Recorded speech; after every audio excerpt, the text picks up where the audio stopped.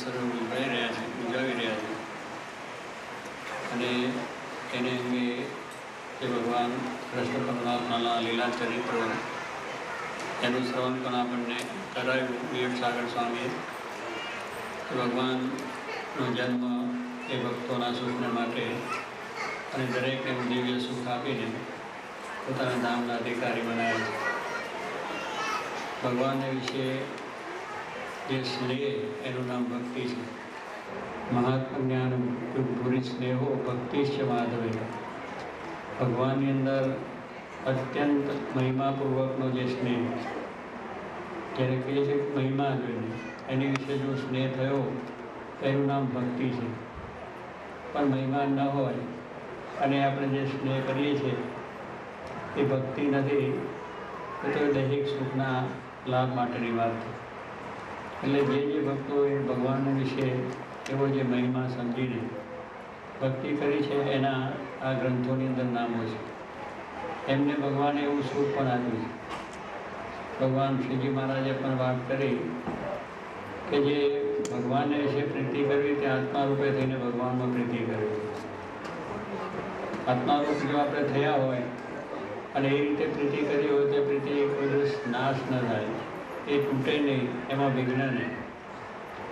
પણ દૈહિક રીતે આપણે જો પ્રીતિ કરી હોય, બે ભાવથી પ્રીતિ થઈ હોય તો એ પ્રીતિ કાયમ રહે નહીં.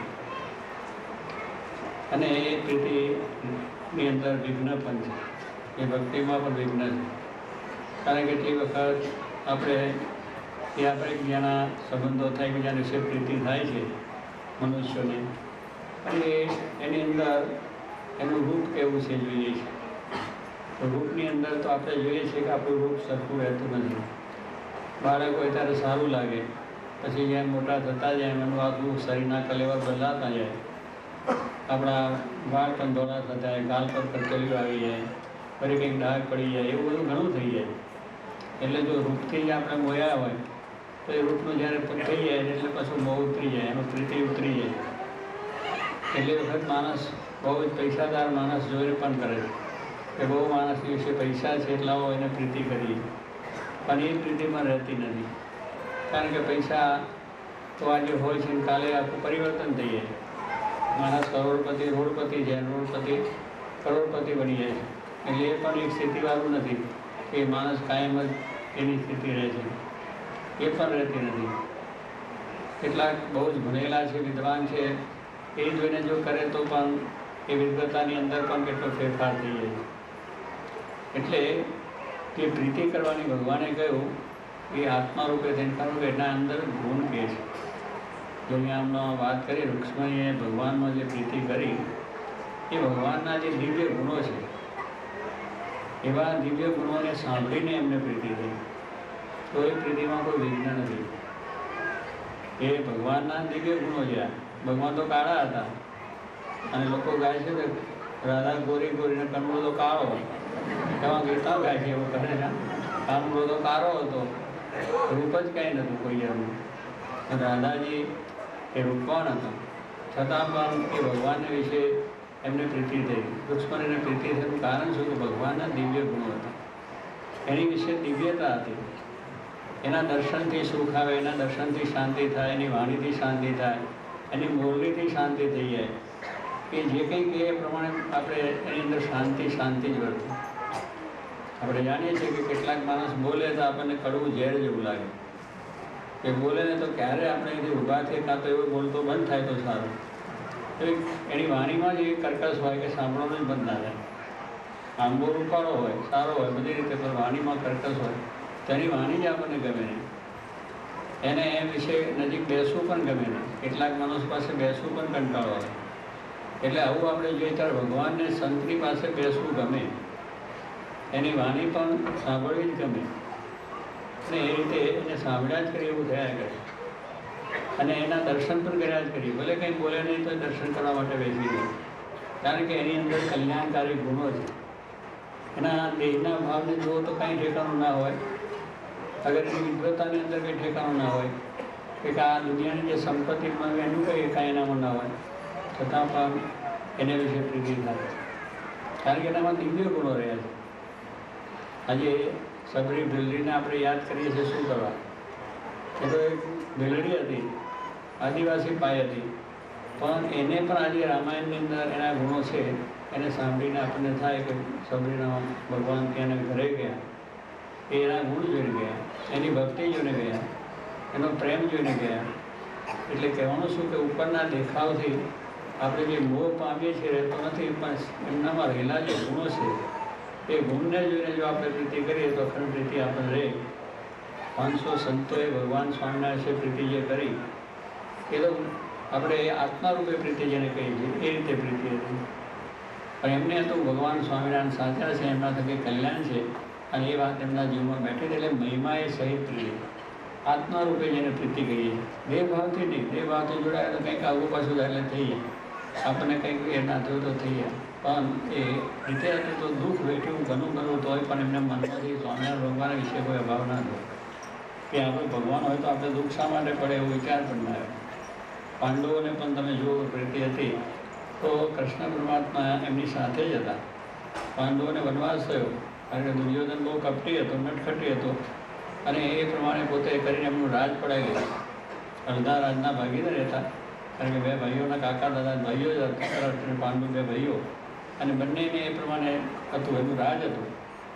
છતાં પણ દુર્યોધને છળકપટ કરીને આપ્યું નહીં અને બધું લઈ લીધું અને એમને હરાવી દીધા, રાજ્ય લઈ લીધું અને બધું થઈ ગયું. પછી એમને વનવાસ જવાનું થયું. 14 વર્ષ સુધી વનવાસ, નહીં ખાવાનું, નહીં પીવાનું, નહીં વસ્ત્ર, કોઈ ઠેકાણ નહીં. એમ બીજોડ રખડતા રખડતા વધી ગયા. કૃષ્ણ પરમાત્મા સાથે હતા તો પણ એમને એમ ન થયું ભગવાન તમે અમને દુઃખ શા માટે? અમે તમારી ભક્તિ કરી નિરંતર તમને યાદ કરીએ છીએ તો પણ કેમ નથી કરતા? જરાય વિચાર નહીં, ભગવાન જે કરે સારું છે. એટલે કહેવાનું આ પ્રીતિ, આ ભક્તિને કે આપણે જરા દુઃખ પડે ભગવાનને મૂકી દઈએ. સહેજ માથું દુખ્યું હોય ને તો કે આ મંદિર નથી જોયું, હા ઓફિસે જવાનું થાય પણ મંદિર જવાનું મન થઈ જાય. પછી ડિસ્કોમ જવાનું તો માથું દુખે, પેટ દુખે, પણ ડિસ્કોમ તો જઈએ, અહીંયા મજા આવે. પણ એમાં કહેવાનું શું છે કે આપણે જ્યારે આવી દેહિક જરા કંઈ વસ્તુ થઈએ, અગર બીજી દેહિક હોતા તો આપણું મન ફરી જાય અને આપણી ભક્તિ તૂટી જાય. પણ જે આવા ભક્તોને દુઃખ પડ્યું છે, ઘણી રીતે મુશ્કેલીઓ આવી છે, તો પણ 14 વર્ષ વનવાસ તો ભગવાન કૃષ્ણ વિશે જરા પણ મન ઓછું થયું નહીં, એ થયું. કહેવાનું શું આ પ્રમાણે ખરેખર આપણે જ્યારે ભગવાનને ગુણગાન છે, એના ચરિત્રો છે એને સાંભળીને એ દિવ્ય ગુણ છે, એમાં કલ્યાણકારી ગુણો છે. એ ભલે આપણા શરીર જેવું શરીર, આપણા જેવું કરવું, વરવું, ખાવું, પીવું બધું જ ક્રિયા આપણા જેવી હોય, પણ છતાં એને વિશેના દિવ્ય ગુણો છે. એને લઈને આપણે એને વિશે જો ભક્તિ કરીએ, એવા મહિમા પૂરી એવો કરે મહાત્મા જ્ઞાન લેવા દિવ્ય ગુણો એમનામાં છે તો આપણે એને વિશે પ્રીતિ થાય, એને વિશે એ જ થાય, એને વિશે ભાવ થાય. અહીંયા આપણે કોઈ મોટો માણસ આવ્યો, એના તમારે કિલોમીટર આવ્યા હોય, હવે એને આપણે ઓળખતા આપણા જેવો જ માણસ છે કે બીજો કંઈ નથી, આપણા જેવો હાથ પગ ખાવું પીવું બધું એવું છે, એના કંઈ બીજું ઓછું ચક્કર વક્કર નથી પડતો. પણ કહેવાનું શું છે કે એ માણસ અહીં આવે ને આપણે જો એના પરિચય ના હોય અને બરાબર જાણ્યા કોઈ વખત ભેગા ના થાય, ઓળખતા ના હોય તો આપણા જેવો થઈને આવે તો આપણે કંઈ બોલાવીએ નહીં, આવો પધારો બેસો નહીં, કાંઈ ના. પણ જો આપણે ઓળખતા હોય અને જો આવી નહીં આમ તો અહીં ઉભો રહે ને તો આંટો મારે તો પણ બાયનામાંથી કોઈ બોલાવે ને કંઈ આવો બે આપણને ઓળખતા હોય તો તરત ઊભા થઈ જાય. 25 માણસો ઊભા થાય, ક્વિન્ટલ સાહેબ કરાય અને એને બોલાવે ને ચલાવે, ખુરશી સોફોન બીજો ત્રીજો બે પછી એનું ઓળખાણ આપે ને ટેલિફોન આપે ને ત્યાં જમવા આપે, મારે ત્યાં ખાસ પધારો. એના માટે આપણે ઓછો થઈ ગયા એટલા બધા એને આપણે સમજ્યા કે આ એક આપણો અમેરિકાનો વડો માણસ, એની સત્તાનો આપણે ખ્યાલ છે, એની સત્તા જે આખા અમેરિકા ઉપર છે તો એને વિશે આપણે જે એ જ થયું. પછી એને બધું આપણું ઘરે લઈ જઈએ, ઘરે બતાવી દઈએ, ખાવાનું પીવાનું કોઈ ટેલિફોન લઈ ઘડી પાસે જઈએ, તમારું કામ હોય તો કહેજો કરવાનું. પણ નહોતા ઓળખતા ત્યારે કોઈ બોલાય ને ઊભા નહીં ત્યાં. પણ જ્યારે ઓળખાણ થયું ત્યારે કામ થયું, એના ગુણોથી આપણને પ્રીતિ થઈ. એમ ભગવાન પણ એ દિવ્ય વસ્તુ, એને પણ આપણે દેખાય આપણા જેવા, પણ જ્યારે આપણને આવો ખ્યાલ આવે તો એ ભગવાન છે એ આવા દિવ્ય છે સમજીને પ્રીતિ કરે તો કોઈ જાતનો વાંધો આવે નહીં.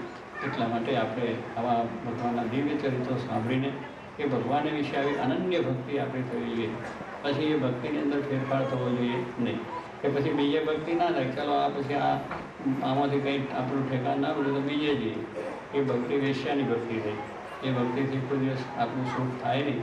પ્રતિવત્તાની ભક્તિ જેને કહેવાય કે ભગવાનના ગુણો સમજીને સમજીએ કે આપણે ભક્તિ થઈ પછી આપણને બીજી રીતે દુઃખ આવે સુખ આવે એમના શરીરના ભાવ પણ ગમે તે દેખાય, મનુષ્ય ભાવ જેવું ચરિત્ર પણ કરે તો પણ એમાં દિવ્યતા રહે. જો આ ભક્તો રહ્યું છે, બધા જે ભક્તો ગયા છે એને અખંડ ભગવાનના દિવ્યતા રહે છે અને ભગવાનને મૂક્યા નથી અને ભગવાનને એ રીતે અખંડ ભજ્યા છે. એ વસ્તુ આપણને આ છે કે આપણે આજના દિવસે ભગવાન કૃષ્ણને વિશે એમ બધા ભક્તોને ભક્તિ થઈ કે આવો મહિમા સમજી, એમના ગુણ, દિવ્ય ગુણો સમજીને.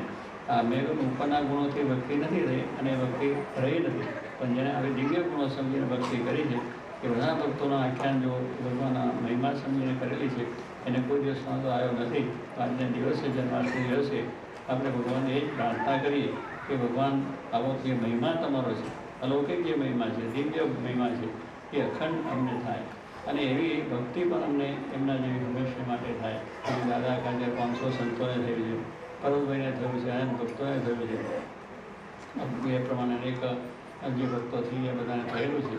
એવી ભક્તિ અખંડ થાય. એમ કૃષ્ણ વિશે ભક્તિ થઈ, રામને વિશે જેમ હનુમાનજીને ભક્તિ થઈ, વાનરોને થઈ, એ બધાને પણ દિવ્ય ગુણોથી થઈ. હનુમાનજીને જો ભગવાનનો મહિમા સમજાઈ ગયો તો રામ સિવાય કોઈ વસ્તુ એને ગમે નહીં, રામ સિવાય કોઈને સાંભળવું ગમે નહીં, રામ સિવાય કોઈ પાસે બેસવું ગમે નહીં, કારણ કે એ જાણતો કે એમાં કંઈ છે નહીં, એની પાસે ગમતું નહોતું. એવી રીતે જો સાચું આપણને એવું સુખ આવે તો એની દર્શન પણ ગમે, એની વાત પણ ગમે, એની પાસે બેસવું પણ ગમે, એનો આનંદ પણ લેવો, એની આજ્ઞા પણ આપણને પડે અને સુખ આવે છે. તો આવી રીતે આપવાની અંદર પણ આ ભગવાનનો જે નિશ્ચય છે, મહિમા છે, દિવ્યતા છે, કલ્યાણકારી ગુણો છે, એ આપણે વિશે જાણતા થાય અને ભગવાન આપણને આવી રીતે સર્વ પ્રકારે કલ્યાણ કરે એ આજના દિવસે પ્રાર્થના.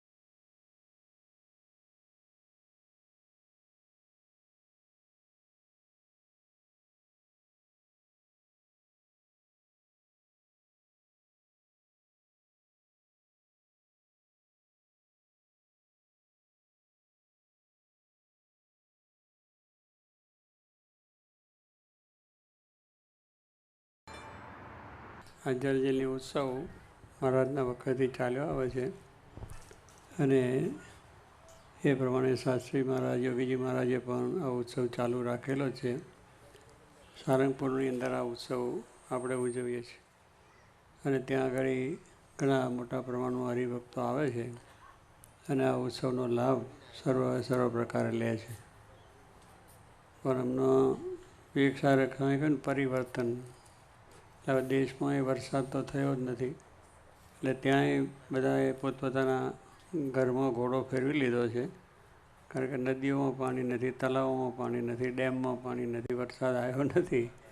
એટલે મંદિરમાં થોડા કરીને પછી કામ કર્યું છે અને એ પરિવર્તન થયું એટલે અમારે પણ અહીંયા જ આવવાનું થયું. એટલે અમારે અહીંયા ઉત્સવ થયો કે અહીંયા આપણો કે પહેલાં દરિયા કિનારે થયો તો આ બીજો આપણે સહેજે એવો જોગ જ આવી 84માં. તો કહેવાનું શું છે કે આ પ્રમાણે આ જગતનું પરિવર્તન ચાલ્યા જ કરે છે. સ્થળ ત્યાં જળ ને જળ ત્યાં થળ.